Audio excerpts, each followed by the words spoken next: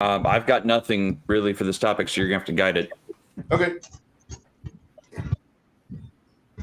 And the ticker has started. So, welcome to Tablebreakers, episode 39. My name is Bruce Lombardo with the man with the hands. And with me tonight is Jade, who is fresh on his YouTube career. Baron G Rock, sitting at 1.2 thousand subscribers. Congratulations, Baron. Shadow and Sun, a newcomer to the YouTube game within the past year and doing fantastic at racking them in. And Kamal, the Cigar DM, good to see you, sir. How are you tonight? I am good. And yourself? No complaints. Tonight, we're going to talk about problematic players and how to deal with them at the table, and or how to replace them, how to recruit and get somebody that will not cause as much friction between yourself and the group. I want to kind of steer this topic a little bit more than what usually we have Jade at the helm on this. Jade, you did a great job last night on Gatekeepers, by the way. Thank you. Not many people really think about rations, but when you start getting thirsty in the middle of nowhere, water, that is a big thing. Tonight, I know this isn't probably your forte. I got to ask, when you're running a game and somebody starts giving you friction or their idea of how the table will proceed versus how your idea of how the story will go, how do you as a DM try to compromise or rein that player in, or do you acquiesce and allow them to have their moment? Are you asking, starting with me or? I'm starting with you, sir. You're right next to me. Okay. Man, see, that's a bit of a tricky one. I don't really have a heck of a lot of problem players, but I think that's because I do kind of a pre-screening, and I'm going to be called an elitist, and I don't really think I care. I kind of rank my players based on certain behavior at the table, and it's based on what I'm seeing their behavior that I will either invite them back or I won't invite them back. As I've said it before, and you guys gave me hell for it, but I do look for the S tier players. I've got S, A, B, C, D, and D. D is don't bother calling. So if anyone ever lands in the D category, I just don't invite them back. But the criteria I look for at a game table is, one, you are attentive to what's happening. You know what is happening in the game. You don't have to take notes. You just have to be aware of what's happening. That'll rank you at least in the A category.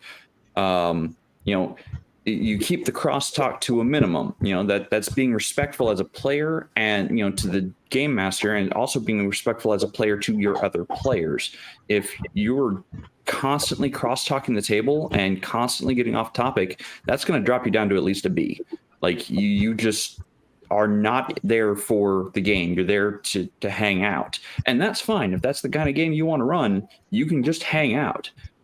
But you have to be respectful to the people around you, including the game master. And if the game master is focused in on another player for what their role play section or their turn, you have to respect that. And if you don't respect that, based on my tier system, I'm dropping you a peg.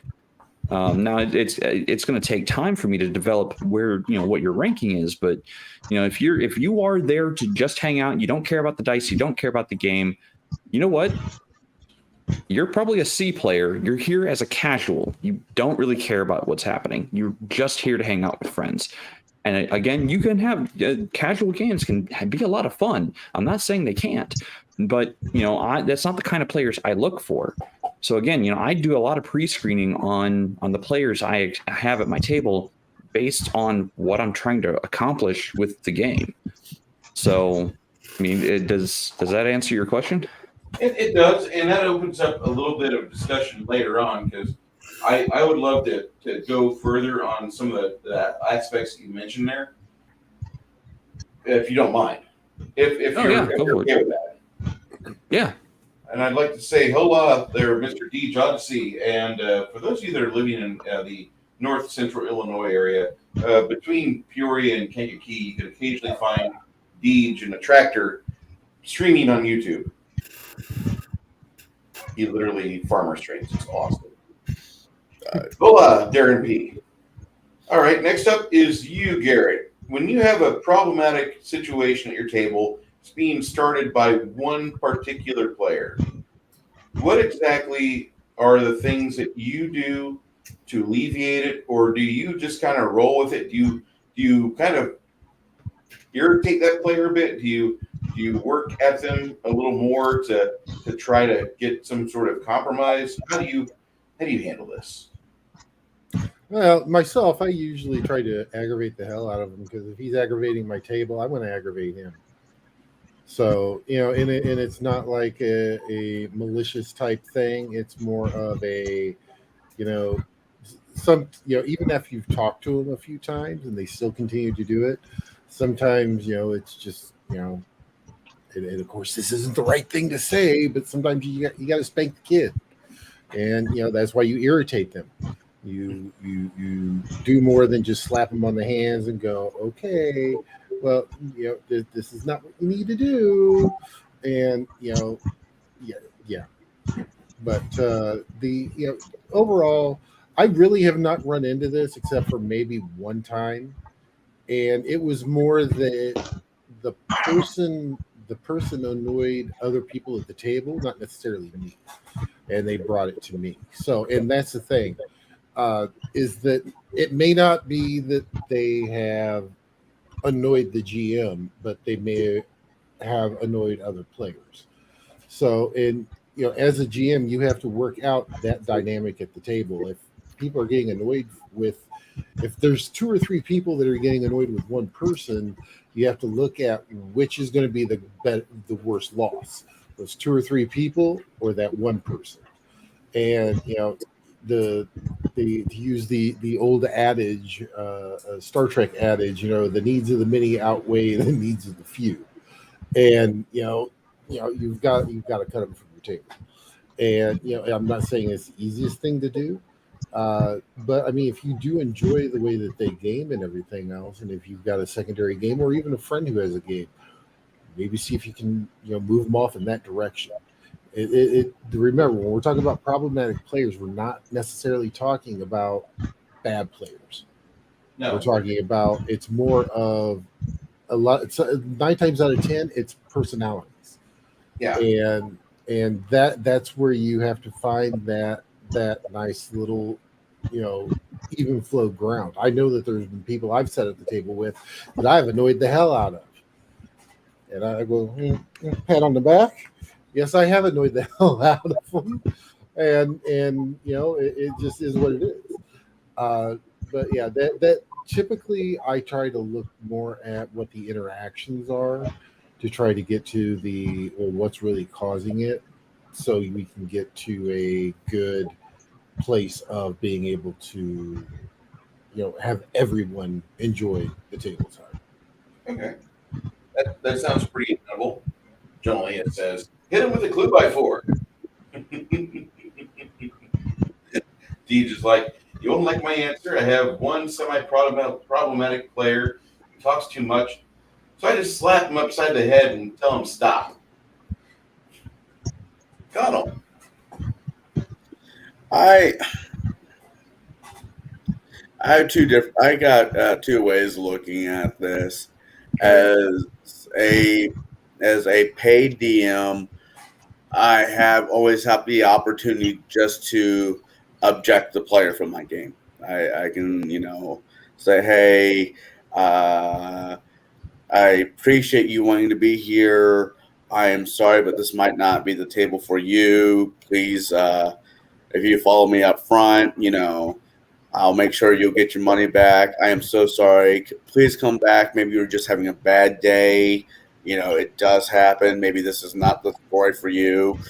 But, but someone not holding his hand, but not being an asshole at the same time.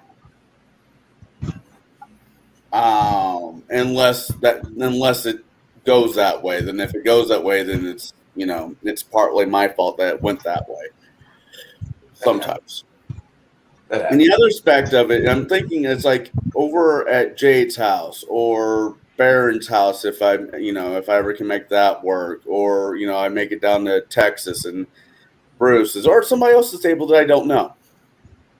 I have certain quirks about me that most people might find annoying, and I'm sorry. I fidget a lot. I have an ADD thing, so I'm always picking up the phone and playing with something. And it's not that I'm not paying attention. What's going on is just if I don't keep my hand hand busy doing something, I will become more problematic than I already am. And I'm not meaning to be. I just have to keep myself in check. It's not that I'm not invested in the story. I just fidget.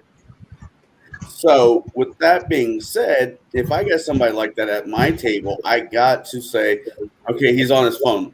I'm going to ask him a question. And if he answers it correctly and he always responds to his turn, hey, it's your turn. You don't have to ask him twice, or he responds even before it's his turn. Like Sally's turn just ended. You see him pick up his paper, pick up his dice. I'm going to do this. Then I know that he's somewhat like me, where he's just keeping himself out of trouble and he truly wants to be there.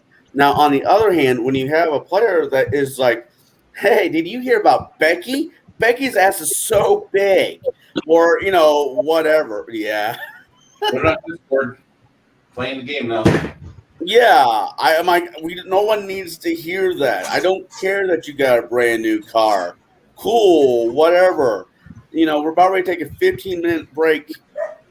Talk about all that stuff here in about 15 minutes. We'll take a quick bathroom break, and if he doesn't, then I'm going to say, hey, sort of like everybody else has already said, you either need to somewhat find a reason to be here or not be here. And I won't go the same way that Baron will be to try to be annoying back. Well, I have been. There's a video of it out there that we don't really need to talk about. Making rid of 300 pounds of dead fucking weight, but that's besides the point. But if you're having a problem with the player, always be respectful, as long as being respectful is what's necessary. Be cool until being cool is no longer the right play, is kind of my thought process. I knew he was going to tie Patrick Swayze's Roadhouse into this. I knew it. It's a great line. Tell me it's not a great line. Roadhouse. After Chile, it becomes the Brown House. All right, Shadow. You have some games that are out of the 6 of us that are typically here. Like, I run a game for about 2 years. Garrett will run a game until it disintegrates. Jade tries to run a game for about 3 to 5 years. Connell runs games for a little bit less than what my campaigns last. You've ran a game for how many years? Your second ed game. About 30. Okay. It's about 30. About 30 years. Yeah, from the time they made the first level characters to now, it's about 30 years. I kept you last in this rotation for the explicit reason that I wanted to have the wit and wisdom from somebody that's ran a game for 3 decades be able to comment on things, because you've got more going on than I'd say most people in the hobby. So I've seen it all. I literally have seen it all. You name it, the romances, the breakups, the backstabbing, the one-upsmanship, the glory hogs. You name it, the edgelords. Well, wait a minute, I'm the edgelord.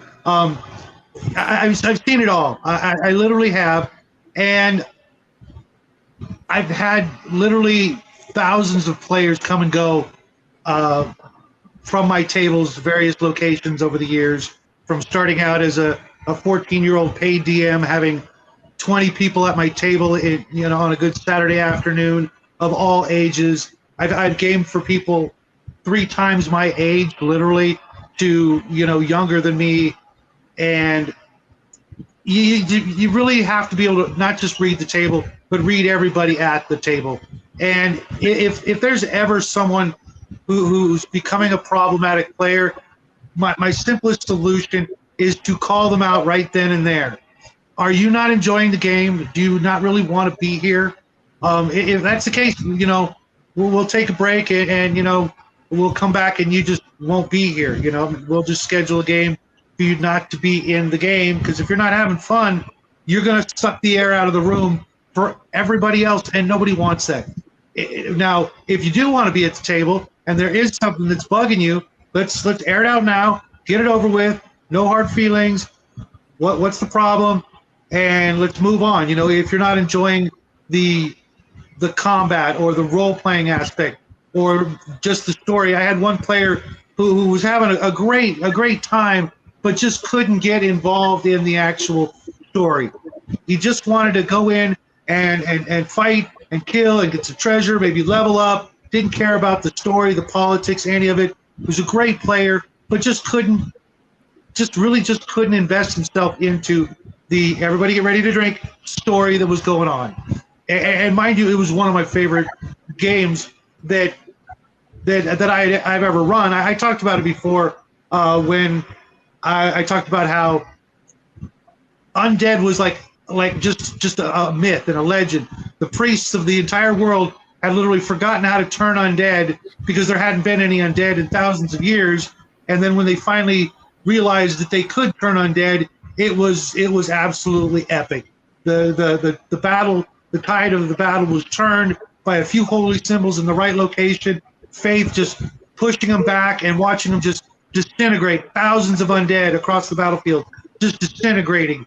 Before the eyes of the higher level undead, just absolutely stunned into disbelief that their minions could just be so easily wiped out, and that eventually turned the tide for that battle. But then the undead came up with some new tactics, blah blah blah.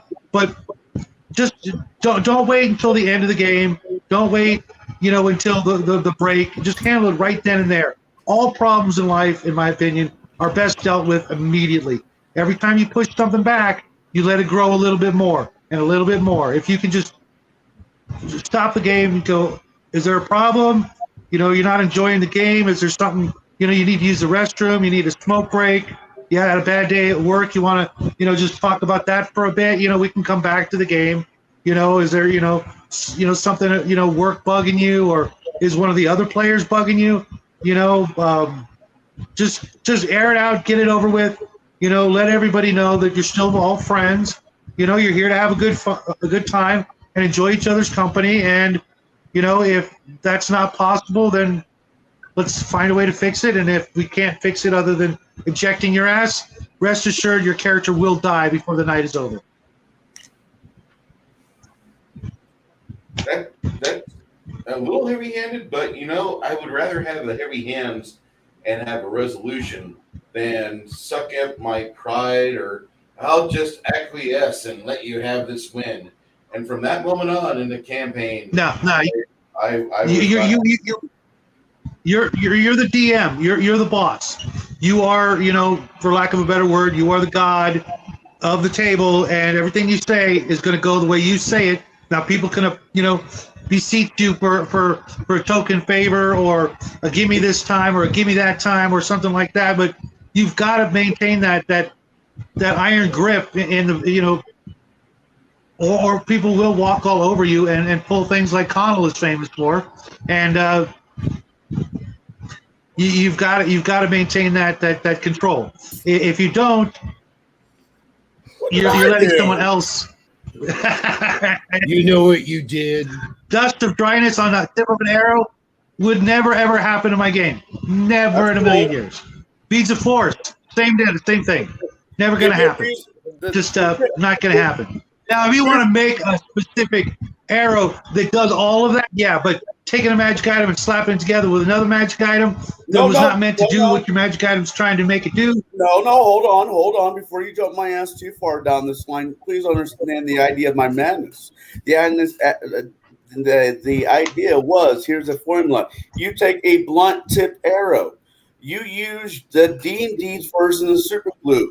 You take a bead of force. You super glue bead of force to blunt arrow tip. you shoot it. Rules say, as rules are written, it says the bead will take effect as the bead is broken. So the moment it leaves your bow and it makes contact with something, it activates a spell. It's only a one magic item component with everything else that's mundane. It's not shoving two magical items together and hoping to get, Doctor Who. It's the super glue. Super glue. There's nothing magical about super glue. There's no such thing as super glue. Yes, there is. It's called pine tar. Ah, okay. Universal. I thought you were talking about another. Yeah. There is a magical glue, and I was under the impression that there was a magical word or activation required somewhere in there. The moment it breaks or makes contact to break, it activates. That's it. Then it does its own thing. Yeah. Okay. Now everybody knows I my formula to fuck over D, and thank you, Shadow. We also in a campaign came up with the legit, weapon of mass destruction. You take a glass tube, roll a portable hole in it, attach it to an arrow with a bag of holding tied to the front of the arrow. You shoot it. The glass is going to break. Old. But still, it's a WMD. That's two magical items. It's the same type of thing you're talking about. Yet it's been used. If the dungeon master is literally allowing you to purchase or make items that easily, there's kind of a problem. That's just those magic items are meant to be Dust and dryness elsewhere.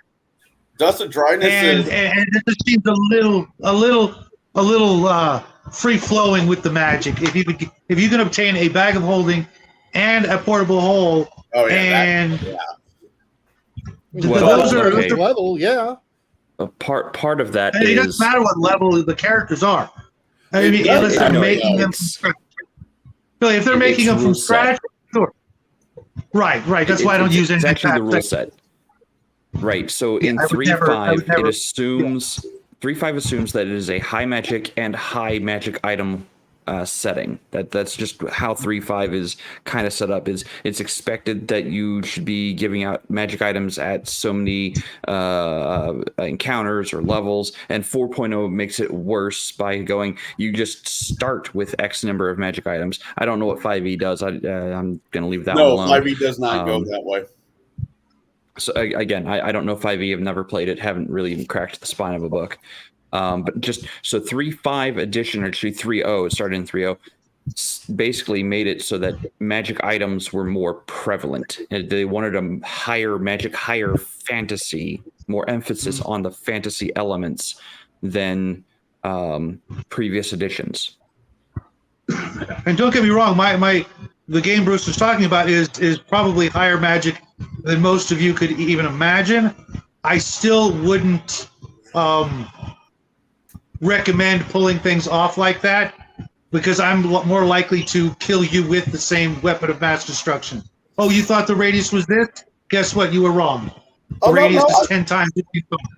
I've had my own arrows come back at me. Would be like, the gods themselves would be like looking at you going, oh, really? Problem solved. No, Shadow. What you miss is sometimes what's good for the goose is good for the gander. For example, we're fighting something in one of Jade's campaigns. I'm sorry, Bruce. I'll be quiet here in a second. You're good. I want this type of discussion. Yeah. I'm not saying I'm not saying what I shot these arrows with force speed on, which are expensive arrows. You don't like have a fucking arsenal of them. They're fucking expensive to make. You shoot one, and the creature had the ability of fucking throwing it back at you, and now I am return to sender. Right. Yeah, trust me, you guys don't want to be facing off with opponents using disintegration arrows. No, that was part 2 of the problem. Return to Sender didn't about my care if favorite- it was physical or magical. What about my favorite spell at 9th level, Disintegration Fireball? It You gets can rid of do the that? acid after it's done. You can You do can do that? that. You can do that. Now, that's a good question. That right there is a damn good question. That's our question, too, and I'm so happy that Chimerian's in chat. He's reading through the notes. Haha, Chimerian, I see you. I see you behind the curtain. Look, Chimerian's in his preferred position, manipulating the talk while being silent. Boomerang arrows. What, do I look like the green arrow to you? Don't shut up. What qualifies as a problem player for you, Jay? You've already said you've already ranked your players. You've got them ranked within the first or 1 or 2 sessions, and so you already have your problematic ones kind of. You already got them kind of segregated from your regular game casuals, and casuals you're not really too fond of unless you're like contributing to the game. Hey, he brought me Whataburger. Hey, he brought me Arby's roast beef. Awesome. Hey, this guy brought me kale sandwich with vegan pizza. Fuck this guy. He can get the fuck out. But you've already given them like a ranking. They're already in that spot for you, and all they do is like either they are with a shovel and they unbury themselves, or they just dig harder, right? I mean, yeah, and I'll hand them the shovel to either fill in the hole that they've dug themselves into, and then, this is after like 10 sessions of playing with them. I'll know what kind of player they are, So after that point, I'll hand them a shovel to help them fill the hole back in. But if they decide to keep digging deeper, that's when I start looking for the end point of that group, and start collecting and pushing and basically making like a Ferris wheel of players to put my A-listers, A and S listers in that Ferris wheel to call upon later. Fair enough. At this question, for you, Garrett, what identifies what qualities for you make somebody a problem player? Well, it like I said, it is typically I can pretty much DM for anybody. It's the dynamic at the table, so it's the way of making sure to stop the wind shear of the personality clashes is more so on my end is what I look at. It's not necessarily one type. Some people just have those type of personalities just rub on other people, like Connell, and it is kind of one of those things. Apparently, it's Connell's day in the barrel. Get used to it, man. Yeah, we're gonna push you off Niagara after this. But no, seriously though, it does depend on. Like I said, more personality based than it is actually a stereotypical of they're a goofball, they're not now if they're not paying attention, I'll get their attention with a pack of Trasks. With a pack of Trasks. All of a sudden heads perk up and be like, what? So you were over at Biggest Geekus. Oh no. I've used pack. I was in there for a little bit, but I will say that I even made the comment. My favorite thing to use is a pack of Trasks. And yeah, it's just. But you know what? Just those words alone, all of a sudden, get everyone's attention at the table. See, I really like. I can do one better than that. I really like the description that I would use if you're going into the city of Salt and Wounds for the first time, and you're part of this caravan. You've got like 30 donkeys hauling various wagons, and you and your friends are guarding these people they're barely qualified as intelligent people, but they empathize and work with the donkeys really well. So the past 3 weeks you've been dealing with these guys, and they drool a little bit when they eat, or they might not talk and enunciate their words properly. But when it comes to caring for the animals and making sure we're steered in the right direction. These donkey handlers are great. And you look up from the trail and you see the mountains are parting their ways a little bit, as you can see something on the rocky ridge above the hillside and the knobby top. And as you get closer, you realize that standing tall above the 30-foot black gates of Salt and Wounds, it looks like there's a vicious, huge Tarrasque pinned to the side of the mountain behind the city walls. And about once every 45 minutes, you can hear it rumbling bellow as it vibrates the ground you trod upon. And just let that just resonate with the players and let them get close in towards the city.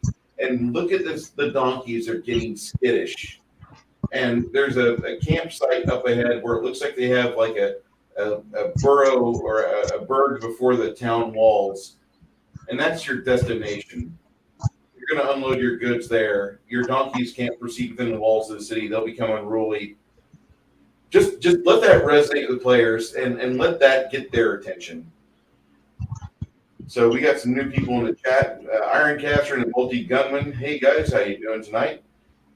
John Lee is talking about rare and Swedish rats. Looks like everybody's doing pretty good. Cigar DM's fighting off a head cold. Head cold. Head cold. Have you had your pure honey shot there, Connell? Sorry. Okay. So, Connell, problematic players for you. What is the identifying factor of this? It's a little bit of everything.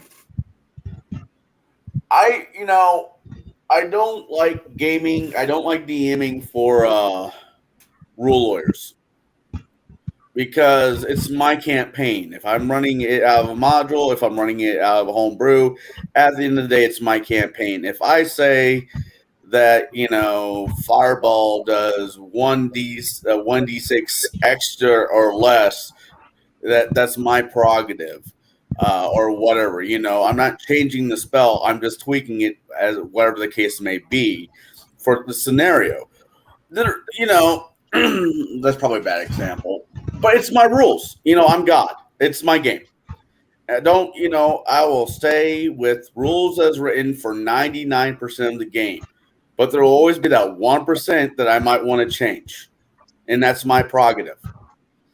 Now, what was the other parts of that? Hold on. The other parts of that question? Yeah, I'm scrolling up. Because a goofball is at a serious table. Yeah. If I'm running as you've said, a beer and pretzel campaign that is just something to do on a Saturday afternoon, yeah, I don't care. But if it's going to be a serious campaign, hey guys, I'm asking for 2 years of your life to game every Tuesday or whatever day I decide to game on, then it's going to be a serious game. If it's like, hey, what you guys doing this weekend? Nothing. Let's throw some dice, and it's completely different. Each setting has its own attitude it should come with. If it's a serious game, treat it fucking seriously. If it's not, then just then have fun. And if it is a super serious player at a fun table, dude, go have a beer, go have 2 beers, come back after you smoke a cigarette, fucking relax. Is normally my response. So it's a little bit of all of those I've ran into. All right. So, Chimerian had that question. Shadow, when you got a problematic guy or girl at your table, and there's only 2 genders, I have to ask, what would you do as a DM to discuss with them to have a more enjoyable game? We all have to be together for this time. I would prefer us be together than us kick you out. How do you approach that with a player? Right. Well, to be honest, it's been a good long time since I've asked anybody to not play. Now, I don't mind goofballs. I honestly, I honestly reward good jokes. If you come up with a good joke, you're going to get the points for it. If you can come up with a valid and reasonable argument for why you want to do something that maybe would normally be out of the realms of possibilities, I'll give you a minute, to make your case. If you try, rules lawyering, I will just flip to the back of the DMG and explain that I don't care what it says. I'm doing this. And everybody who's played with me knows that that's my number one rule. It's about the setting and or the story. Sorry, guys. That's more important than the actual letter of the rules of any book. And I use a lot of books. I'll use my Traveler books in a D&D game. I'll use my Heroes Unlimited in a Traveler game. I run a game that has literally evolved from AD&D through Traveler and Palladium into something almost completely unique. But I'll have all the books ready for all kinds of different situations. For me, problem players are players that are the type of player that doesn't let anybody else talk. The players that demand to be the center of attention. I'm the leader, and that's the way it is. I'm declaring myself the leader of the group type of players. Maybe you have the qualifications, but by saying it, you've just disqualified yourself. Nobody wants to be under the thumb of a petty dictator because they want to be the petty dictator. I can't stand players like that. It's pretty rare. I play with, for the most part, a group of old friends, like most of you guys have been friends for a very long time, and we know how each other is or are. We know our flaws and our good points and our strong points, and we're not likely to kick somebody out ever because we're still going to be friends afterwards for things more than just a game. We've been friends through all kinds of good times and bad times for decades. We might as well be family. So you can't really just disown your friends like that. Maybe you guys can. Maybe you can say, hey, this isn't the game for you. But then, there were times where it was not my place. I was living with one of my friends, but I was the DM, but it was his house. And, I can't really, say, hey, so-and-so can't come over. Well, it's not my place, I'm renting a room, so, it really depends. But I've always had, you brought up the Taras, as a sort of attention getter, or a form of punishment. I prefer a much smaller monster. That's the Varghuli. If you guys are familiar with that, it's basically a head of some sort of ugly tentacle-mouthed creature with wings sprouting out of it ears, and they come in groups of 20s, and when they bite you, they do a D4 damage that's permanent.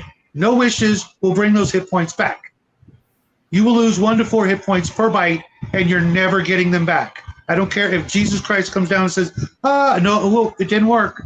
You just lost 4 hit points permanently. You want to keep it up? Okay, well, there's 19 more in the swarm, and they're attacking you all. So there's 5 of you. You each get hit 4 times, maybe. They're not very big hit die monsters, therefore they don't hit, guaranteed type of thing. But trust me, if you lose 10 hit points permanently in a battle, you're not going to forget that because there's nothing you can do to get them back. Sure, you can go up a level and get more hit points, but you'll always be missing those 10 hit points. No healing, no wish, nothing. You're not getting them back. That's a warning shot. Isn't that the creature that also? And when you've got player characters that, well, Connell. Isn't that the creature that has a con save attached to it? If you fail a con, eventually your head will remove itself from your body and become one of those creatures. Or I think it's something else. No, I think that's something similar. I think it's something similar, and I know what you're talking about. I think it's even in the same book. and it starts with a P, I think, a PH, something. And it's the picture that I'm thinking of. It's a woman's head. Yeah. I'm only going by old book. Where if it bites you 1 to 4, suck it up. That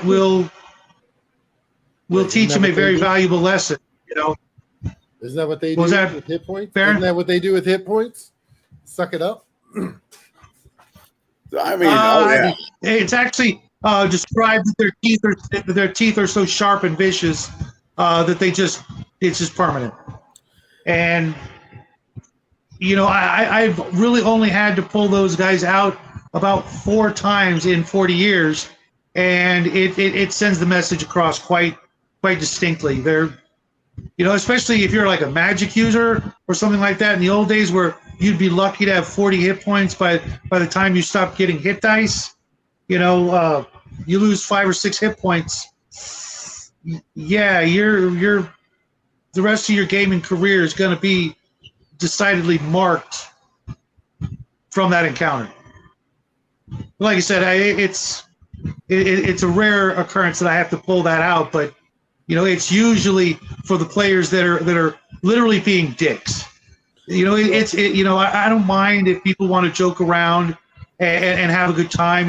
There are often adult beverages and what have you involved, expecting absolute perfect serious in the moment, every second of the game, perfect role players. I've had players that just don't want to do the role playing thing, but they're still great players. They're great friends.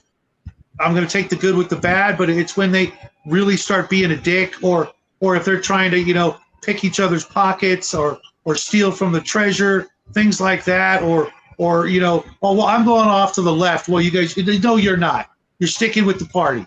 I'm not running 2 separate parties at the same time. We've got a limited amount of time, and one guy is going to go off and take up all of my DM time while the other 4 players just sit there and twiddle their thumbs. No, I don't think so. There are times for that, and I will give you your moment in the sun if you're a thief and you need to go sneak off and do something cool. But in the middle of, a situation where they are probably going to need you, yeah, you're not going left when everybody else is going right. Are there mushrooms? That's a bad joke. Now, see, with me, what I'll do too is that there is a kind of obscure, but really good Pathfinder, kind of like one-shot module that is called the Carnival of Tears, I think is what it is. Carnival of Tears by Nicholas Logue. Yes. And there is this beautiful thing. The players can have all the fun they want, and they win these little Cupid dolls. The issue is those Cupid dolls have all kinds of things attached to them that are curses. In order to get them removed, it takes a remove curse per Cupid doll. So if you have, someone that's going out that's got 10, 15, 20 of them, I mean, that is one thing that I like to use too. That's not as evasive, but it kind of goes with Shadow. It's going to cost them a chunk of money. They can get rid of it, but it's going to cost them a chunk of money to get those remove curses removed. I actually kind of stole one from Jade more or less DM. This is called DM Smite. I mean, if it has any other title, it would be DM Smite. I kind of stole one from Jade. I was at a local game shop when I was living down in Nashville, and they had a Pathfinder figure of basically the Headless Horseman. It has its own name. It's like it's the dual. I can't pronounce it. It's in Gaelic. And anyways, and if I get a bunch of unruly players, I have the miniature. And I don't know where it's at right now, but I have the miniature. Anyways, and I'm like, and they just keep talking and talking. Hey, guys, kind of want to get game going. Yeah, just one more minute. Keep going and going. And it's like, I need everybody to make perception checks. They're like, why? I just do it, let's get this game going. Roll me a perception checks. They're like, okay. You hear a horse trotting down. You start to hear what sounds like a horse trot. And then I just, bring in the Headless Horseman. which is like a CR 15, 16, somewhere around there. And depends on what level they are at the party. It is a very much doable encounter for them, or they're going to be running. Either way, their mind is back to the game. And it's kind of a, well, if you guys were just paying attention and going along with this, we would be already in the next town, and you could tell me how you're flirting with the waitresses or whatever. But you want to dig around in the middle of the road at nighttime, bad shit does happen at night, and that's normally how I do my DM Smite. I find it to be a little bit more fun. I don't know. Plus, like, how often do you get to use a Headless Horseman figure in the campaign? I don't mind the idea of DM Smite. I don't mind those ideas at all. I like the idea of the ghoulies. While I was having a siren run past the house, because Apparently, we've been had a bunch of EMS calls here lately. Don't know why. I just know I live in not downtown San Antonio, but it's EMS Central. So we just saw Crafty's thing about the Red Wizard of Thay. 12 dice 6 necrotic damage. Yeah. Awesome. Okay. Yes. When you have a player at the table that's making the game not kind of go as smoothly as you want, there's a few ways you can get inspiration from this. One way is that despite the heartache he's causing you, if he's making the other players enjoy themselves but not at the game's expense, they can make fun of you. They can't. Don't take yourself so fucking seriously. Is my best advice. I mean, we're in 10 years you got to laugh about this shit. You really have to. So you don't want to take the game so damn seriously that you're like stressing about it and you're acting like a corporate middle management. You better get yourself in line because we've got deadlines. Can't be doing that. We're not Dinner Mifflin. But if the problem player is offering you a way to use him as a crowbar, and sometimes there's tells. There's ways where people will speak or ways that people will go on and attack, per se. You want to pull the player in private and say, I know this probably isn't your standard type of game you play in. Do you mind if I took it this direction? And that way you're not really going against him, but you're kind of asking him to aid and abet your efforts to develop your table further. And I think that was something that I failed to do numerous times. I could use that own advice whenever I have it in my face saying practice with this instead of me taking offense on it some ways. But I'm not saying any of your guys' responses are bad. In fact, I really like the Ghoulies one because there's nothing there are worse things than Ghoulies, mind you, but the fact that Nicholas Logue was able to resurrect the Brady Bunch trip to Hawaii, and Greg Brady had that totem doll in his pocket, and he went surfing and he wiped out to be continued. And then Nick Logue made a Cupid dolls that everybody could win at the Carnival of Tears. That was good stuff, and it was pretty interesting if you read that module, if you run that module, and then you watch Brady Bunch right afterwards. You're like, I've had this happen. I've played that with my players before, but I think for myself, like I need to use those problem players as tools because in the worst case, anybody could be used as a pry bar or as a way for you to dynamite a log jam in your campaign. And if you understand the phrase dynamiting the log jam, I think you understand where I want to go with this.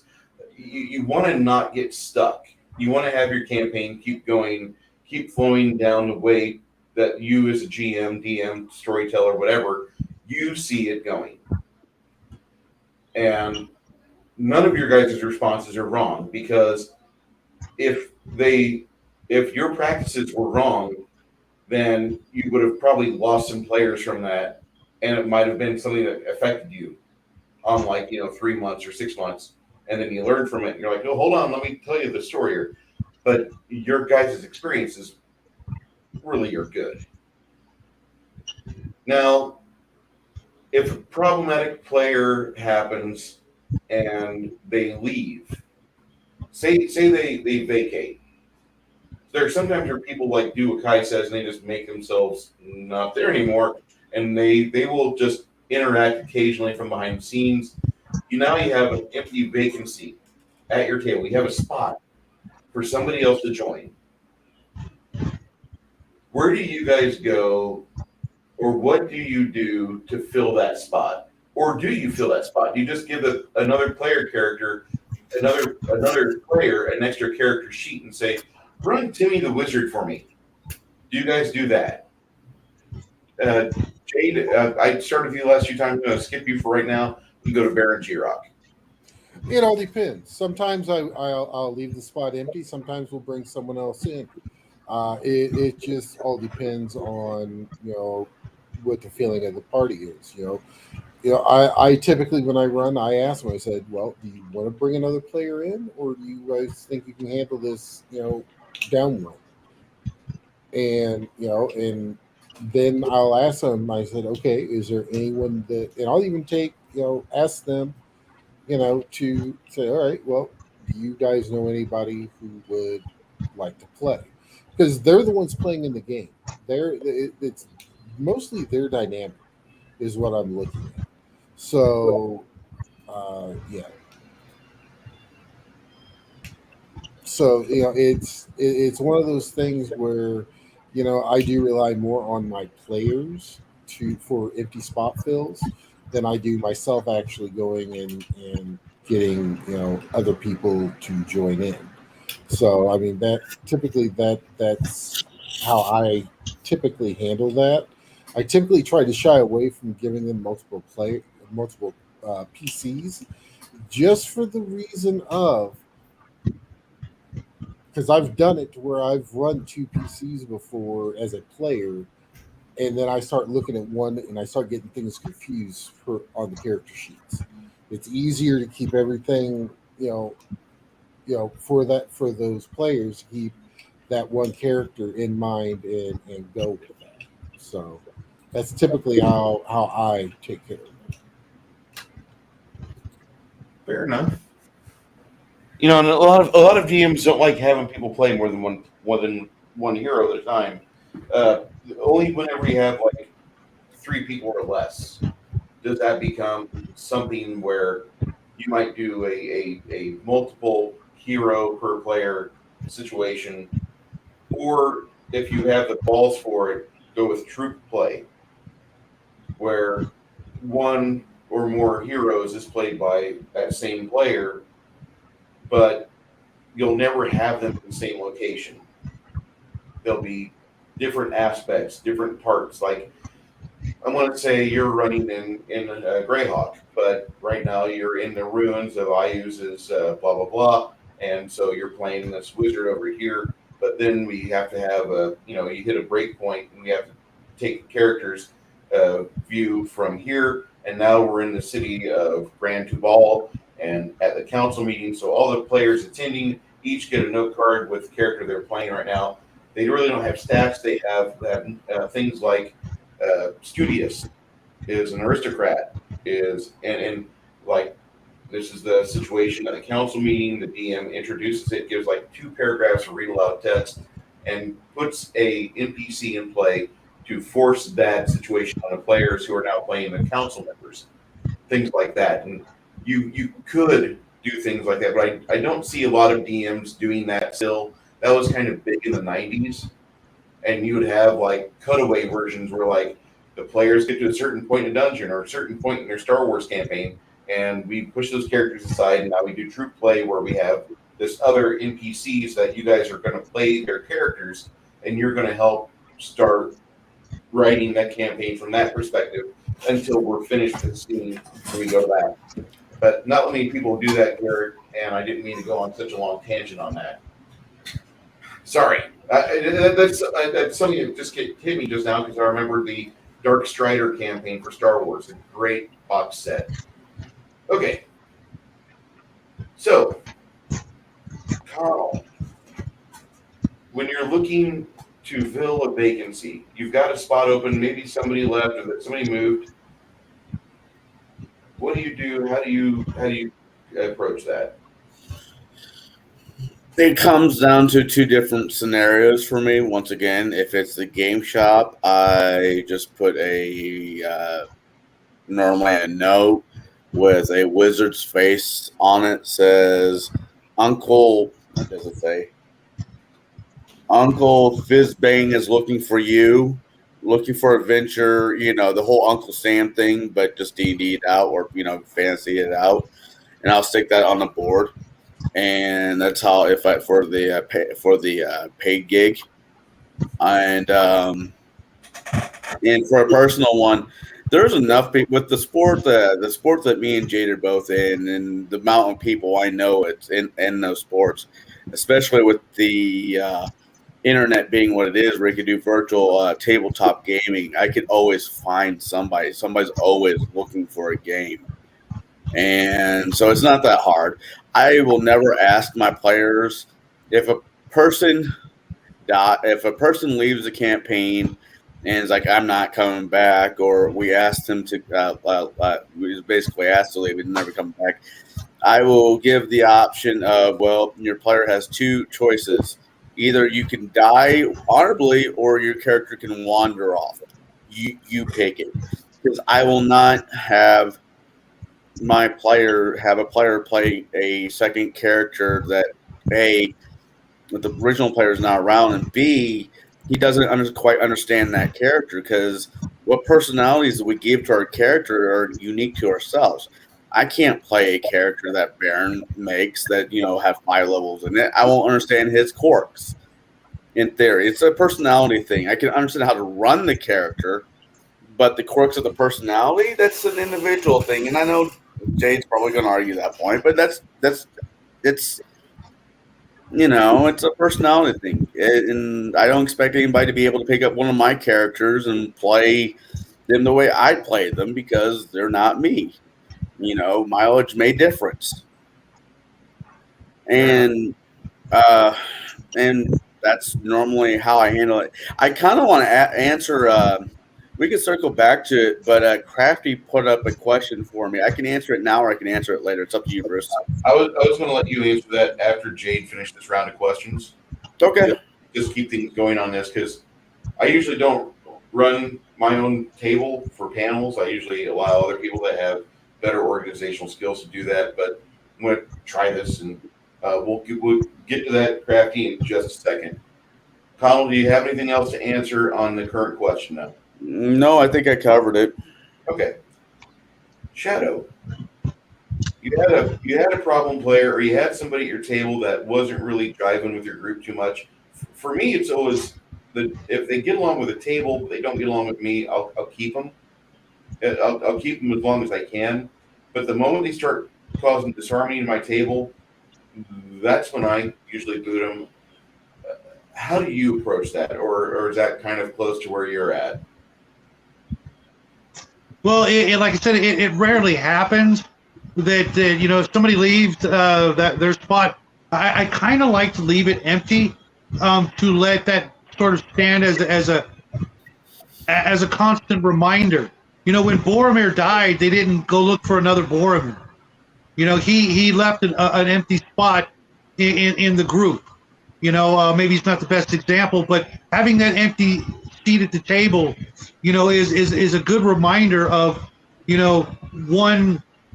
what happens, not just in games, but in real life. People leave, for whatever reason.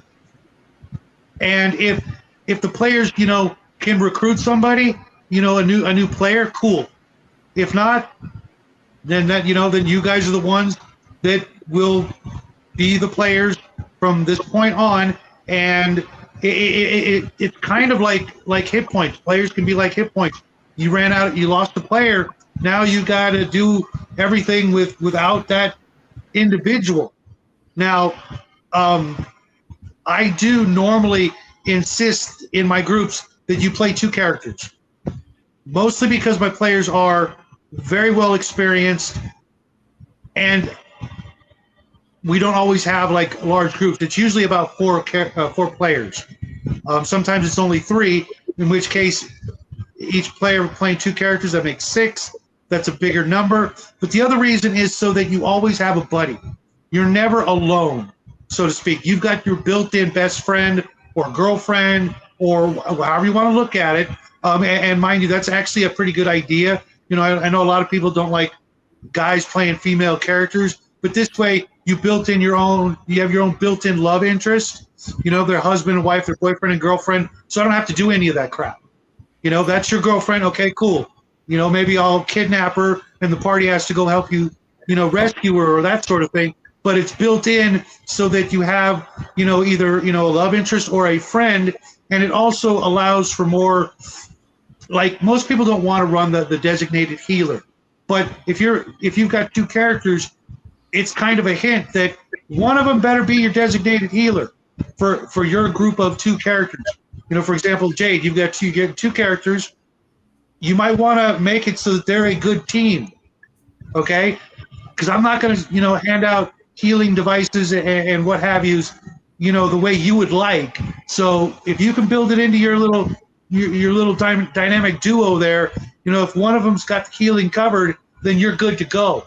Otherwise, you know, Connell over here, he may say, fuck it, I'm not making healers. And okay, well, there's 3 characters that aren't healers and don't expect to be finding potions of healing just, you know, laying around in dungeons. That's not going to happen that often. Okay? And buying them, maybe. But, you know, right off the bat at first level, you know, my feeling is always that there should be, you know, 1 healer per 3 characters.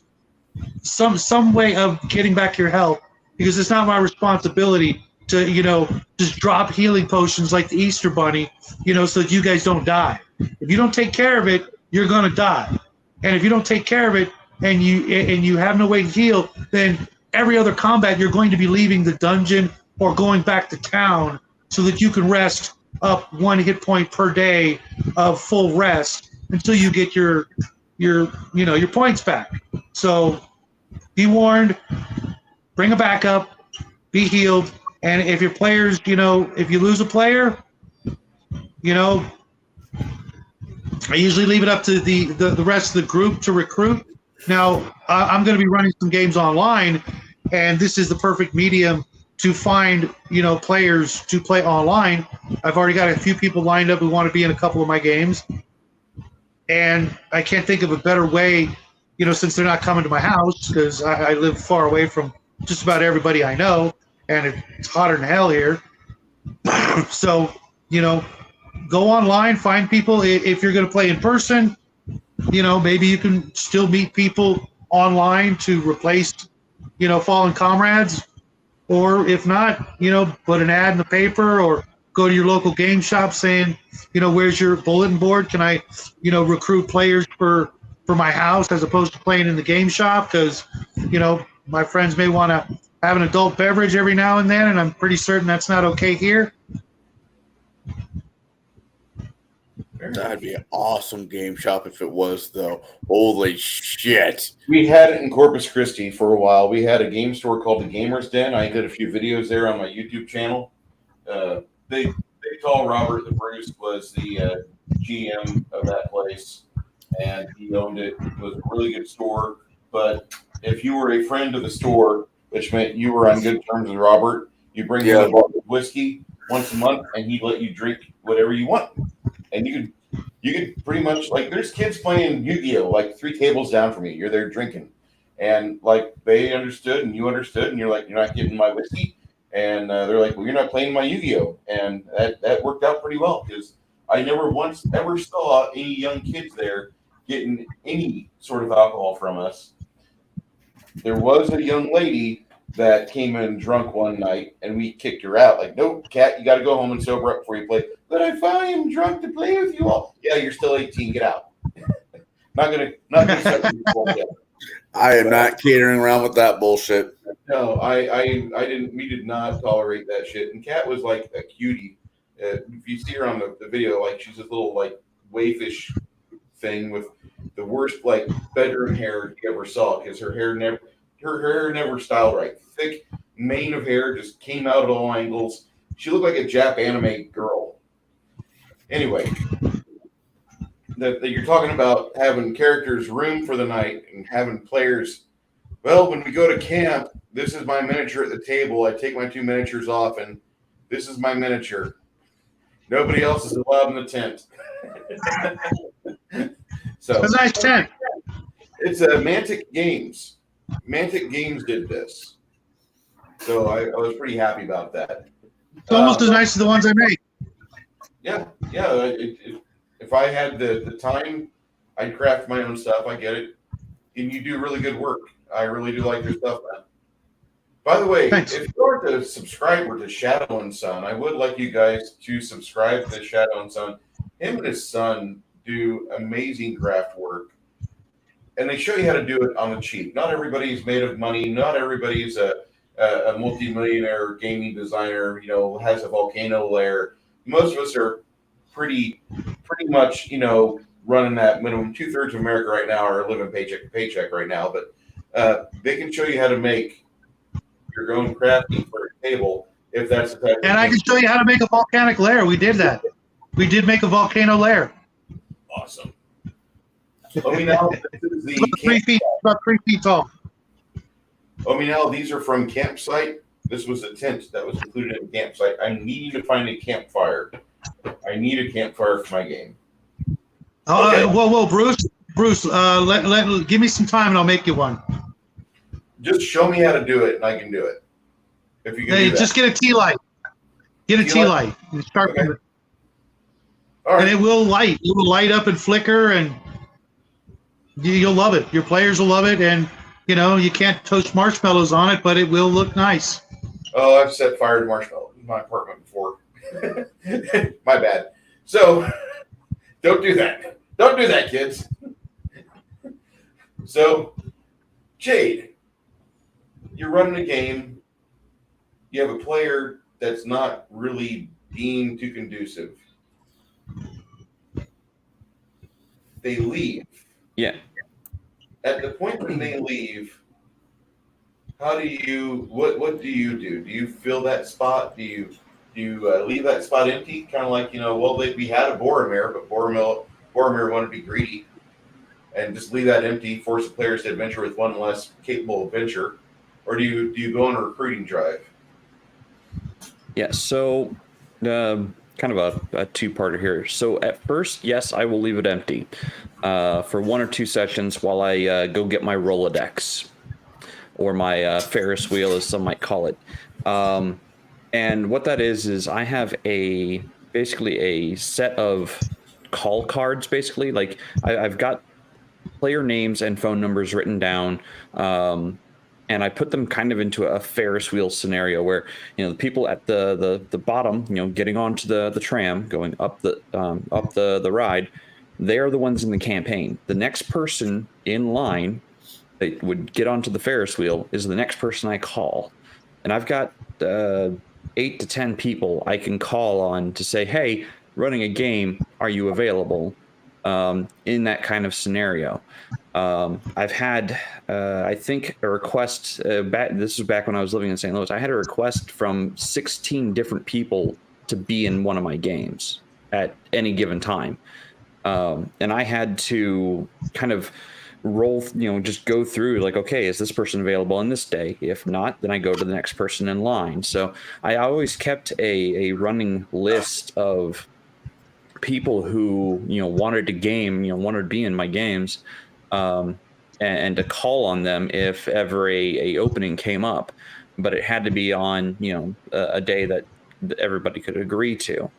Like in high school, it wasn't that hard. We nerds didn't do anything on Friday or Saturday nights. Not many of us had interests in significant others at that time. So I always had a rolling yes, you can, I was the classic nerd. I didn't have a girlfriend for a very long time. I'm not saying a word. Well, that's more because I didn't like people, especially not in the areas I've been in. I still don't like people, but that's an entirely different problem. No, so yeah, I always keep a list of players that might be available, and I'll give it a few sessions between to give them time to figure out their schedule to see if they are available. And then once they say yay or nay, if they say yay, I'll they'll join. I give them the heads up of what's going on, and I give them their intro. I run them through a scenario that says, okay, here's how you're entering the game. Here's everything you've done up to this point, and here's how you know the heroes. So I'll give them all the tools they need to succeed when they enter at the table. But beyond that, if no one is available, then I will leave the seat open longer. And if it becomes a problem, I might fill it with an NPC, like as some people call them, a DM PC, where you insert one of your own your character into the game, but they'll always fill a support role. They'll never fill the main hero role. And Bruce left us. Oh no. So yeah, I like I said, I keep a list of players. I still have probably about 8 to 10 people I could reach out to at a moment's notice and get a hold of. Sorry about that. No, you're fine. I boomered. Now, I would like to circle back to something Connell said. You said that playing another player's character, that you don't think it could be done. I don't think. Well, okay, I'll let you go for it, and I'll have my report. Well, so I have successfully played another player's character and kept the same personality, all the same quirks, because I took meticulous notes on how that player played the character. Now, I don't think anyone can do it. You are right in that aspect. Not everyone can. But if you want someone to take on, that's a really cool character. I wish it could stay with the group. If a person is willing to take meticulous notes on how someone plays a character, they can fulfill that character again. They can step into those shoes.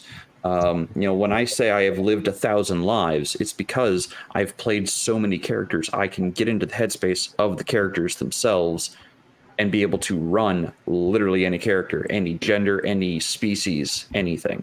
But that's because I take. What was that?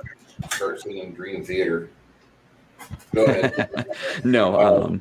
When I say I've lived 1,000 lives, it's basically the hero of 1,000 faces. I can fill any role. I can fill any class, any gender, any species.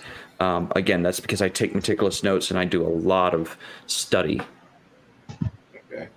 Some of you guys have been around my table whenever I break into certain great and powerful Republican war wizard, Bilius Maximus, which Bilius is now the player who originally had him has been gone for 24 years, and we've been bringing him back and honoring him in our games for as many years. Yeah, Crafty, I just made he said I thought he was going to do a pull me under lyric rinse, but he didn't. He pulled out. I like Dream Theater, so don't get too excited. I really like Dream Theater. They're better than Avantasia. Okay, so anyway, I really did understand that whenever you take meticulous notes on somebody, or if you live next door to someone and you spend 3 hours a week hanging out with them, hanging out with their friends, and exchanging jokes and drinking beer, sharing beers with them, drinking their beer. You do that for a couple years, and then you can take on their mannerisms a little bit. You can do a good impression, and it doesn't take a whole lot of voice modulation for a person to really develop mimicry. It takes you about 6 months before you really start getting some of the finer points of someone's voice down pat. But about 6 months of training that you have to do. And I'd say when you start doing that, probably between 30 minutes to 45 minutes a day where you're just doing that. And I would usually start making noises like somebody else in the vehicle that I was driving, because nobody's riding with me typically. I'm usually driving alone. So I would start doing that. And that's usually one of the things I do. Chimerian, he talks about finer gaming points. He talks about like things you could do to have a good like 40-minute rant on. Not Bruce. Bruce is trying to perfect his Bugs Bunny or Skeletor, you know. Now, we're going to circle back. Connell, are you there? Connell's in the middle of a drink. Okay. I'm here. I have my mirror and my magnifying glass right in front of me, so I sometimes don't see the screen. I can see the chat off to the side, but the main viewing of is blocked, so I apologize.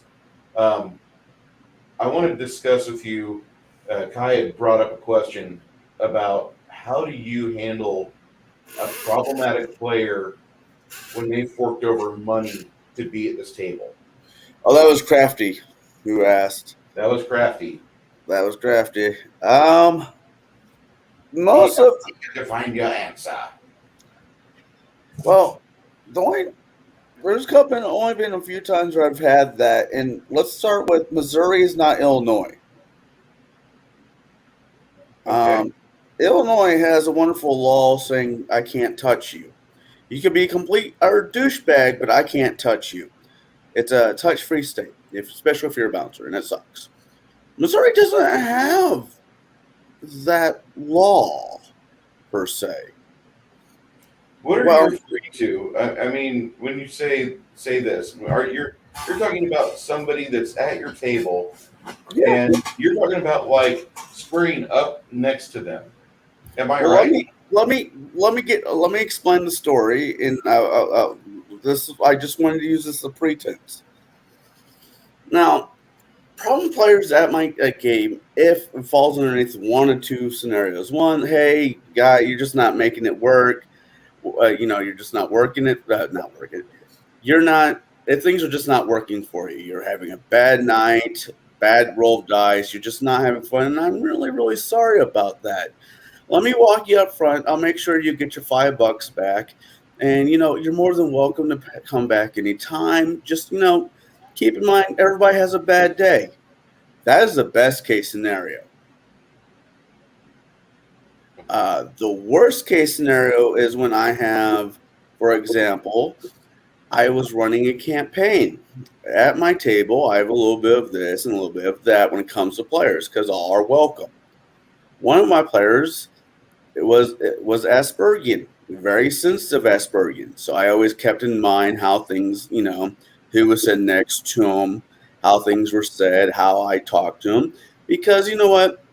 He is a really cool kid, and he deserves to be there at the table like everybody else, right? Disagree, but we'll talk about that later. Go ahead with you say everybody deserves a spot at the table. We'll go with that. All right. The guy comes in, unknown guy. No one knows him at the game shop, and sits next to Julian. And Julian is, he's got most of his little fidgets controlled. He picks up a soda once, takes a drink, he sets down and picks up, rotation. He does the whole OCD clicking things every so often. Nothing really bad, nothing really horrible, just, a few little smart quirks. Well, the guy was rolling bad. He was just having a bad night of rolling. I mean, just a really bad night. And he says, I can't concentrate when I have this retard next to me. And I'm like, what? He's like, you heard me. I'm like, listen, we don't use language like that here. This is a family shop. I do have kids in here every so often. Please refrain from using language like that. Then he looks at me. He's like, you know what? You can go fuck yourself. I'm like, well, I'm like, okay, that's fair. But now I'm going to have to ask you to leave because I'll make sure, I'll walk you up front, make sure you get your money. And, I'm sorry, but, we don't need that language nor that attitude at this table. And then he swings at me. I move. I accidentally reacted. He fell over. I picked him up by his belt, dragged him outside the store, called the cops, explained to the cops what happened. Cops went and talked to my boss, asked the people at the table what happened. It all went down the way I said it did. The guy was arrested.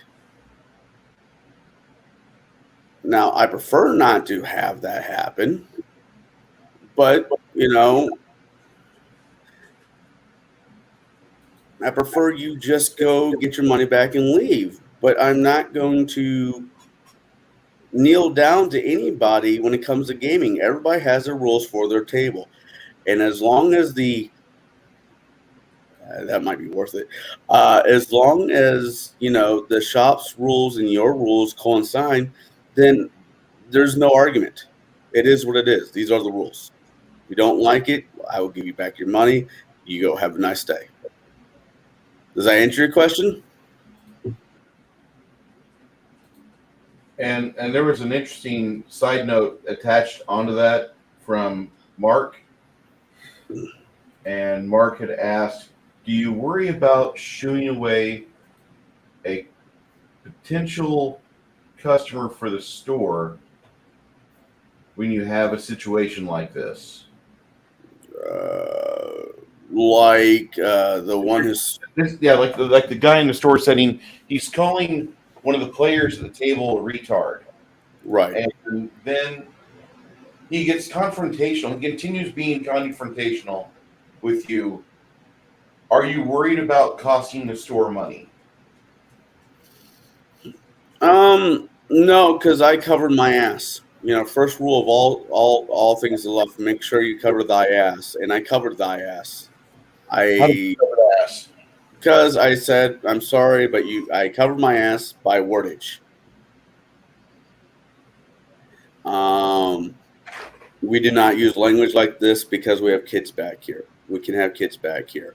Would you, let me walk you up to the door, and things like that. I said everything I needed to say.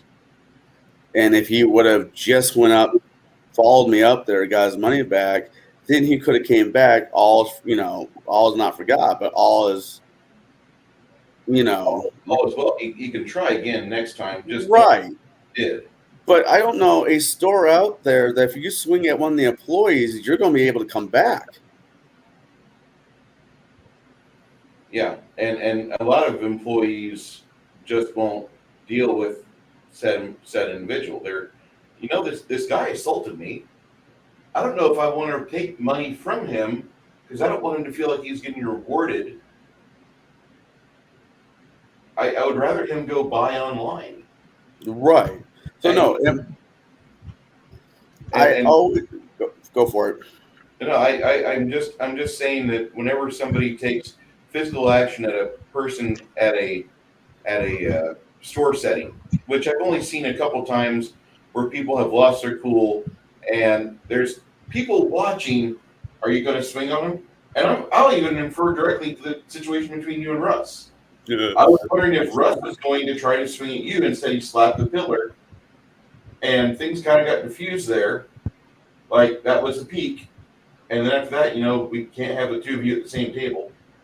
And then things resolved themselves anyway because I moved out of state. Kind of fixed that for a while. So I was just kind of wondering about that problematic situation. When you have a situation like that in the store, typically the store management gets involved. You have a confrontation between people. Guys, this is a store. We have families here. We have kids here. I'm going to need you to curb your language and curb your hostile actions and activities. Either you purchase the items which you're looking at now and leave, or you just leave and leave the items here. Thank you.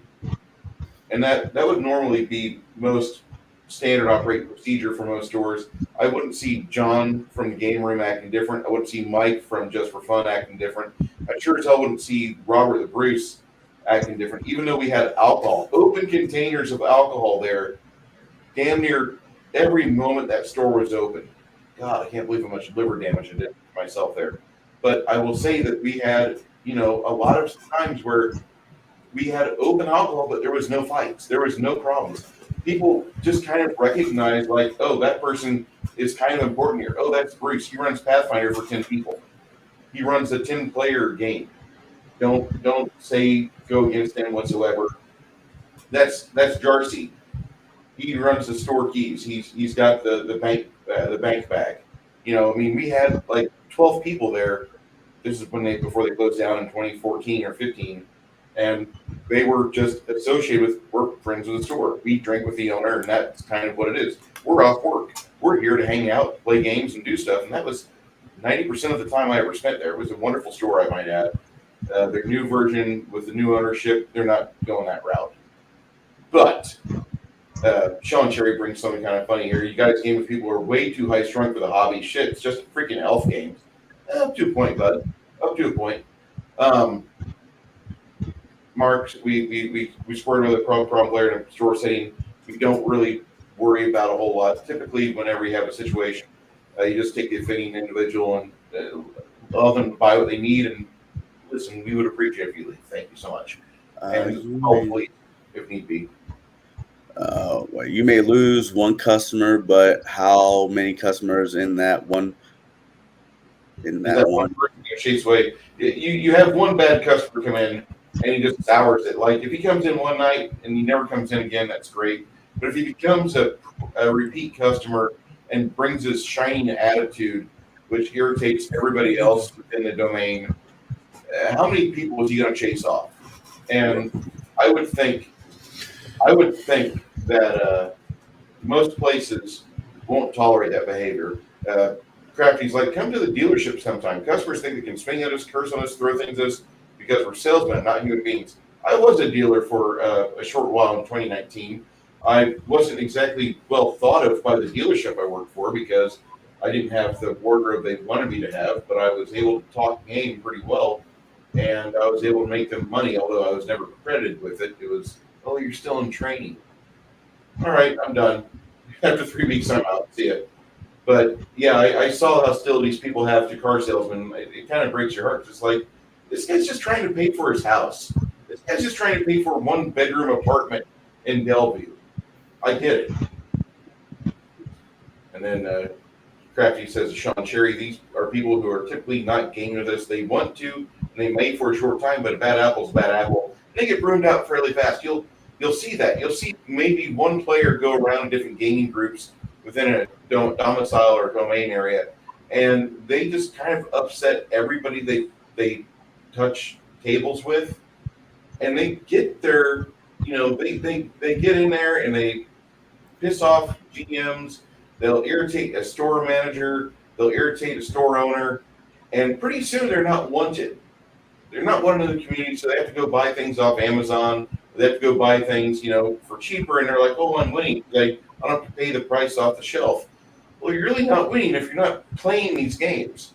If you're having to run online on Roll20 versus getting live people to play at your own home, I've considered the home games in person to be a higher tier of gaming than online. Online, I don't mind, but I would much rather have every one of my players come over. The fact that I live 1,000 miles out of the way for Shadow and Son, come bike over here, and then afterwards they can just bike on home.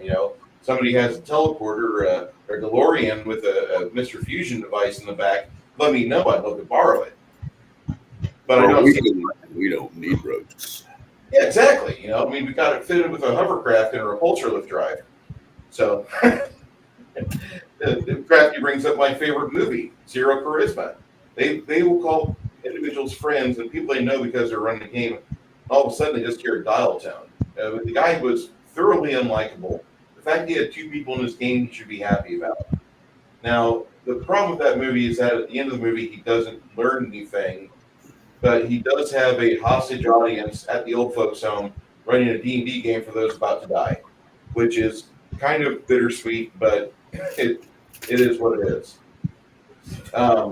Hey, Machine Draws, he hit 1K, and he's telling me I'm going to be hitting it in 1K here pretty soon. Any of my panel, we're in the 90-minute mark. I want to ask, do you guys have anything you want to add or any anecdotes about problematic players, I'm willing to mute myself so I don't speak up or laugh or chitter or whatever. I want you to hog the limelight for a while. Well, there was a situation that we had where the DM in this game, this is one of the first games I played, the DM would actually take all the character sheets. And there was an issue with one of the players. She was there for dating purposes more off than actual gaming.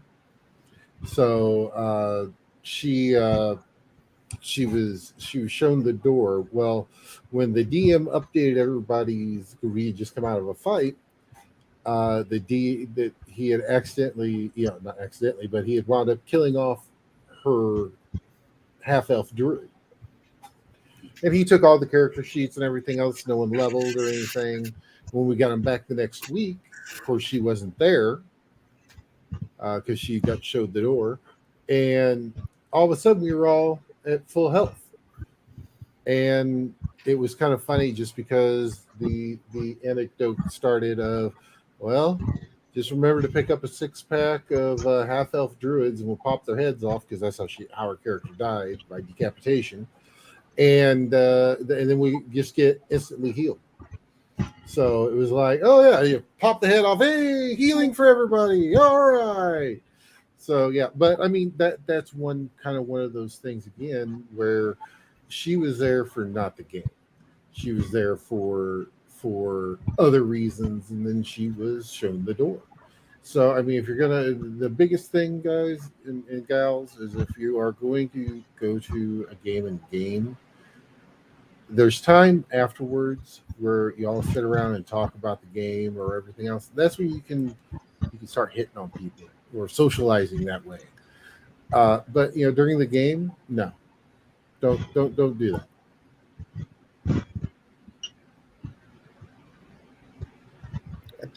Yeah. So problem players. I mean, you can correct a problem player. You can.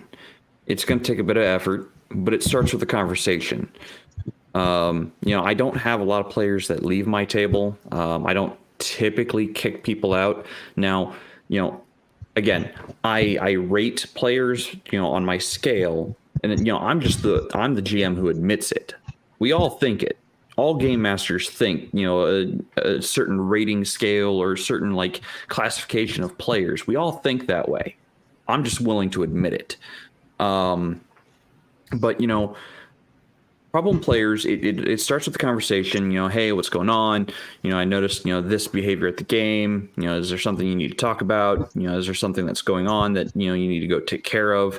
I'm not your therapist. I'm trying to be your friend. And if you have, deep-seated issues, you probably need to go see a professional. But, if it's not something like that, if it's not something that critical or serious, then, presumably these people are your friends. You can have conversations with them and be like, hey, what's going on? Why are you being a jackass? You can, if they are truly friends, you can do that. Now, for the whole paid game master thing, you handle that, the best way you can of, hey, this is a family store. These are the rules, and you set the rules out front. You don't, hide it behind anything. You say, here are the store rules. No foul language. Be respectful to other players. If they don't follow those rules, they're done. They're out. Or they can change and come back the next day. But it always starts with a conversation. You have to open up the channels of dialogue with people, especially your friends. Presumably, if you have someone at your table, you don't just invite anyone to your house. People don't just invite literally anyone to their house. They vet the person first. Or at least they should consider vetting them. They might know the person. But if you're not willing to have a conversation with your problem players, you could also be part of the problem. I'm not saying you are, but you could be contributing to it. Just be there for your friends. And if it's nothing too major that they need to go see a therapist for, you can help them and get through whatever their problem is, so they can get back to playing the game. And back to being a good player again. Now there are some that, again, you can't do anything for, and they probably do need to go see a professional. And there's nothing wrong with going and seeing a professional. I know there's a huge stigma around it, but if you're having serious mental health issues, go see someone. It might, it's covered by a lot of insurance companies now. Go see someone. Go talk out your problems. Crafty's got a question for you. Crafty's got a question for you there, Jade. That scale and rating used to be part of D&D First Edition. DMs would grade players, and that would, I guess it's not a question, that would translate to experience multipliers to the end of a session. Sorry, that's not a question. That's a statement. My bad. I saw your name attached. Yeah. So I brought up. Okay. I played First Edition exactly one time in exactly one session. It did not take off, that long. And I had the books. I just didn't read through them carefully because I was young. I picked up the book and I'm like, yeah, I want a copy of this. I want this copy because I found it at a garage sale for like 50 cents. I know. Why? Like, why would that ever be at a garage sale for 50 cents? Person didn't know what they had. Unfortunately, that went up in smoke in my parents' attic when their house caught fire. It's unfortunate, but that's life. Things come and go. But at the same time, I don't remember ever seeing that scale. But this is the scale I've come up with, for my own purposes, because I do see the problem players. I do see them on occasion. Someone who wants to break their character mechanically speaking and always wants to be rolling double digits at first level. I'm sorry, my game table is probably not for you. I don't want to run that kind of game. I mean, if everyone at the table can do that, fine. I'm throwing triple the challenge rating at you than normal, but I'm still going to give you the standard XP for it. If you want to run to break games, I know 3.5 well enough. I can, or Pathfinder. I know it well enough. I can throw probably 50 points of damage at second level. I know how to do it. I'm not going to explain how to do it ever. So don't ask. But if that's the kind of game you want to run, we can do it. I just don't like to.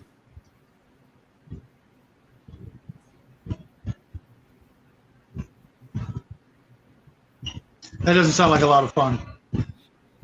It's not. It's Rocket Tag, and I'm not a fan of Rocket Tag. Not anymore, anyway. I used to be a Rocket Tag player, and I hate myself for it to a certain extent. I used to be that kind of problem player. And Bruce, I apologize. I was that kind of player in your game, but that's the kind of game that the other players at the table gave me the impression that you were running. So I try not to. I try not to. I actually am going for more, I guess, not slapstick, but like it's okay to miss your intended target. It's okay to fail a saving throw. We're going to live after this. We might have a TPK, but we're going to have something to laugh about later. But I really feel like as a GM, like I don't want to have a party of supers at my table, which Pathfinder kind of really ratcheted it up, and then 5th edition took it and said, hold my beer. And those two systems, 1st edition Pathfinder, 5th edition, or 3rd edition WotC, they really cranked it up. And I don't really appreciate that style of game for the most part when you take it, especially taking all the books and all the hardcovers they have officially. The Munchkinism, yeah, that tracking mat, that Rocket Tag, it's like, I can one-shot your boss level characters. I can one-shot the big dragon at the end of the campaign, and I'm only level 14. I don't give a shit. I'm trying to run a game where we're having fun, and part of the fun is occasionally failing or not exactly getting everything you want. You have to retreat. You have to go get resupplied. Yeah, and you have the original 3 and 3rd edit. Yeah, this is my original 3 books bought pretty much the year they came out, and this was my first actual set of D&D books. This is 3.5. So I started with rocket tags, and that's all I knew for the longest time until I started experiencing other games like World of Darkness. So I mean, this really got me going in rocket tag.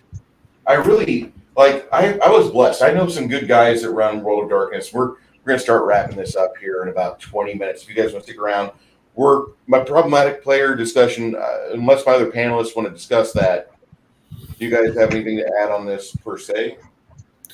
I kind of want to follow something you said. Do it. You have the floor. I like a campaign where at the end of the campaign that, my character is beaten up, he's like, fuck. Well, that was rough. For my archers, like, all right, how many more arrows do I have? How much longer can I do this? Because that's how I look at it. Because in real life, when I was boxing, even when I won, I wasn't happy with the match unless I was beaten halfway to hell. Because then I knew it was a good match. I know that sounds weird, but I look at it the same way in Pathfinder or D&D. I want my character to be if he gets tagged, that means the enemy is doing what it needs to be doing. And if it's a matter of bad rules, that's one thing. But if you get a DM who's afraid to upset his party, his players, and he keeps fudging the dice, that's no fun for the DM, and that's no fun for the fucking players. They're actually drawing away value from the game because now it's made it to where the players have a beret and everybody gets beret, everybody gets to win, everybody gets a trophy, and you turn it into a participation prize. Like, oh, that's great, you did 300 points of damage to that type 3 demon, that's so awesome. We all win. Instead of being honest with like, dude, your scrappy little barbarian rolled a 4, and that makes a total of a armor class 5 at your right. level. You're not hitting anybody with that, Sally. And I appreciate your willingness to try, but that's really not what we want to do. We want to roll better. So in your campaign, I've been swallowed by 2 fucking different creatures. Yes. And I keep expecting my YouTube algorithm to show me that I'm getting huge in Japan, but no, only in Vietnam. I mean, once was a fucking dinosaur who actually swallowed my ass. Then the trusty cleric dwarf decided, I'm going to fall in down the gullet. I love you, Travis, but damn. Then last week, a red dragon had me in its maw and spit me out so it could breathe fire. And I still took damage, Can't do evasion check when you're flat on your ass. The thing that, like, I haven't forced it, but there will be certain moments where I want to have a die roll that everybody can view as it happens. And I'm thinking about just like asking the player, like, if like there's a crucial moment where the DM or the NPC gets a spell off. Nobody hits him for enough damage, and he gets his spell ritual off. And you guys, okay, roll on the server for Discord, and that way we can all see what you roll. Right, I've actually been thinking about that myself. Because that die roller on Discord, the more I use it, the more average I'm seeing. It throws that baseline out there, and I'm actually really happy with it. I just wish it wasn't so not integrated well with other things. Like I can't pull up a die roller window and have it be an active participation piece on the streams. Otherwise, I would. Well, they gave Chris, our druid, fucking 3 nat 20s. Yeah, dude, that's the only time in life he's ever had a shred of good luck, and he had all his good luck burn at once. And ever since then, if you haven't noticed, he has to get buffed before he gets in combat.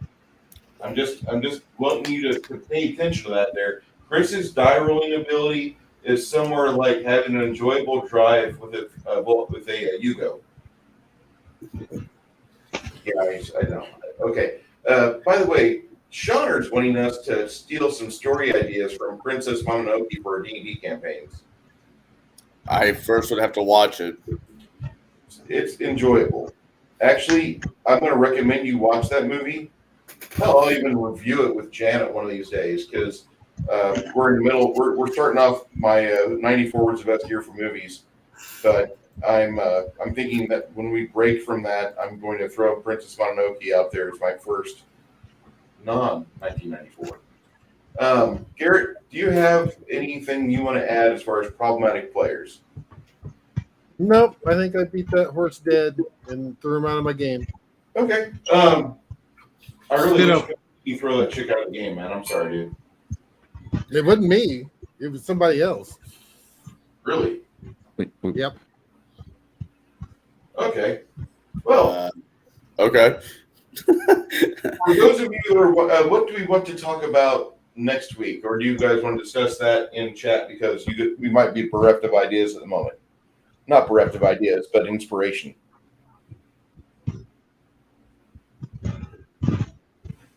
I got nothing. We'll have to do that in chat. Sorry. Other than talking about the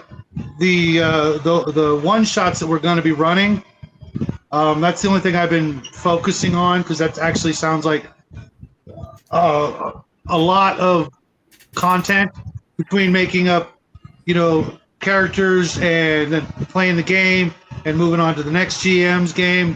That's a lot of stuff to process between now and whenever, depending on who will be involved in that project. Well, the thing is we definitely have to make sure that we get dates and times down so we can make sure that Kai is also involved with that. Absolutely, he's made the comment on here about being the perpetual GM, and God damn it, he deserves not to be the perpetual GM for at least five rounds of us doing this. Yeah, there's 6 of us, involved. That's 6 different games, and 5 separate videos for each player making up their character, so that the audience can fall in love with or hate that particular character for the one shot. Kind of like get invested in the characters. Hopefully, it won't take a long time for each player DM combo to make that character, but hopefully we can make it enjoyable. Everybody's got something different to bring as their playing style. Let's face it, we'll each get 5 opportunities to be a player, so I'm hoping that we're not all going to run the same exact character through 5 separate games. So real Looking at quick, you, Connell. let me preface this because maybe not everyone knows exactly what we're talking about. One thing that we've been kicking around is each of us doing like a one shot or something like that. It would not be a live broadcast. We would record it offline, and then we would upload it to our whoever's GMing would upload it to their respective channels. Now, that being said, on our respective channels, when we're players, we will be also creating those characters in a video for you folks to peruse, kind of get our ideas on how we're approaching the characters, things along those lines. So that kind of where this is, where this conversation is at and whatnot. And that's something. And then what we'll do is we'll probably post it on a Sunday, more than likely. The characters themselves will be posted before that, and then the actual play will be posted. It's probably going to be a couple hours, but we're going to post that online probably on Sunday, and the following Thursday we'll actually break down the game, things that we think even that as players that we could do better, and maybe even help tweak GM side.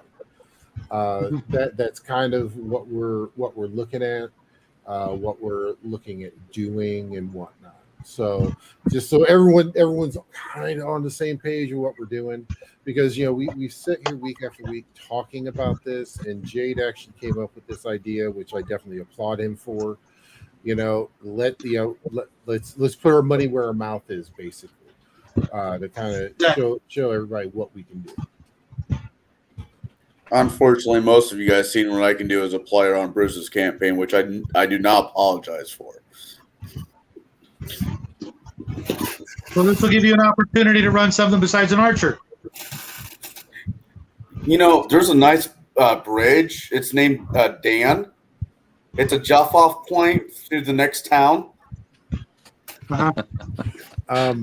As for next week, so there's something that's been on our board for a while, and we've kind of not touched it, and I think we've kind of come to that point where we can actually definitely go with this, and this actually may wind up being a couple week type thing, which is running an evil campaign. Wait, that came out. Yes, but truthfully, I mean, we've talked about it. I know a few other channels have done it, but I think the kind of grace periods are kind of off. Are kind of expired on those. I foresee that we should probably go ahead and go forward with that one if everyone else agrees. I agree. I almost wish that we could buy the rights, the royalties to a song that was done years ago from Looking for a Group, because I just believe that would be the perfect intro into this discussion. So a little bit of preface with that topic. This is actually something one of my friends, when I told them I was going to be doing live streams on Tablebreakers, they actually asked me, hey, can you bring up evil games as a topic, how to run an evil game? I don't know if they're still interested in it, or even if they're still watching, I'm not sure. I'll reach out to them when we decide to do this, though. Yeah, I was on Biggest Geek as my first actual live stream appearance was because they wanted my input on an evil game. The game that I'm running, that I've been running 30 years, is actually an evil campaign, and I've got 30 years of experience of what to do and what not to do in the way of an evil campaign. And mind you, most of the characters, they went from lawful evil, chaotic evil, etc., to 30 years fast forward, and most of them are between neutral and chaotic good now. They learned their lesson, and it was the height of gaming for me when they came to me and said, what, we think we need to be good now. And I'm like, wow, I did it. I taught them that evil does not pay in the end.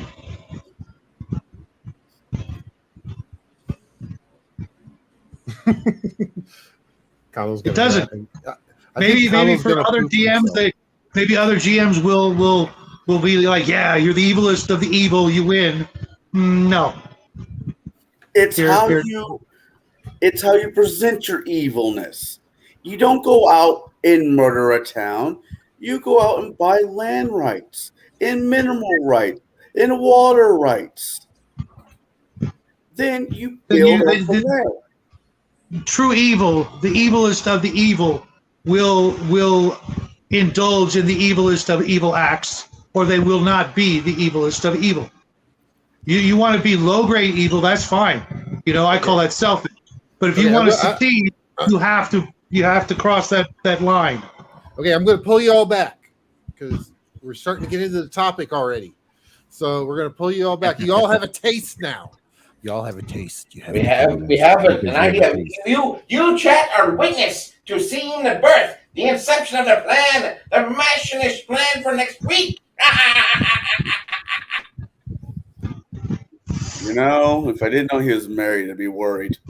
No, just Take think about him, Skeletor.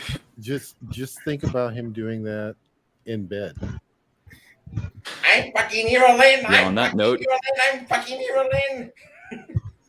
Okay. How comfortable On is that your note, couch there, take us Bruce? away, Skeletor. So All right, I'm everybody. looking at next week. We're going to be talking about this. This is a topic that you guys are just all chomping at the bit for. Oh, you only got 7 days to wait, chat. Thank you so much for giving us at 1.14 viewers. And for those of you that are still here with us, I thank you so much. Yeah, hit that like button. I'm showing only 4 thumbs up out of 10. Come on. Are your fingers broken? Never mind. Make sure you like, subscribe if you're not, and share. We definitely would appreciate that. This is my only hand sight. Okay. Appreciate you all. And how would you like to escort us out for the night, sir? Yeah, I'll take the keys. I want to thank everybody, as Bruce said, for being here tonight. It was a lovely conversation about how to deal with problematic characters. What we could have touched in maybe at a later date was, I see a stash. How do you deal with a problematic DM? Because they exist too. It's not just one-sided. Now, with that being said, next week we'll be talking about the building of Dr. Evil's plan of world destruction and things like that. I want to thank Bruce for hosting us, the man with the plan, the hands that love to paint, Jade, who is from parts unknown, living in the bottom of a tavern. He has my dream. Baron, who is he's just Baron. What more can I say? He's the only one of us with a title. Bastard. My lord. The Lord Baron of bullshit. I mean, Peoria. Bullshit. Whatever. Anyways. yeah, same thing. Shadow. He might not live in the darkness, but he does get a sunburn when he goes outside. Thank you for coming. And you got me, the Cigar DM, the chump with the mouthpiece with the chump. Wait, that didn't come out right, but that's all right. Now, everybody, remember, 2 simple things. Roll your character sheets in the dark, and fuck the rest. Screw it. Good night. For your information, That's part of every YouTube hand history. you've ever shook, male or female, has had a dick in it at one point or another. Until next time.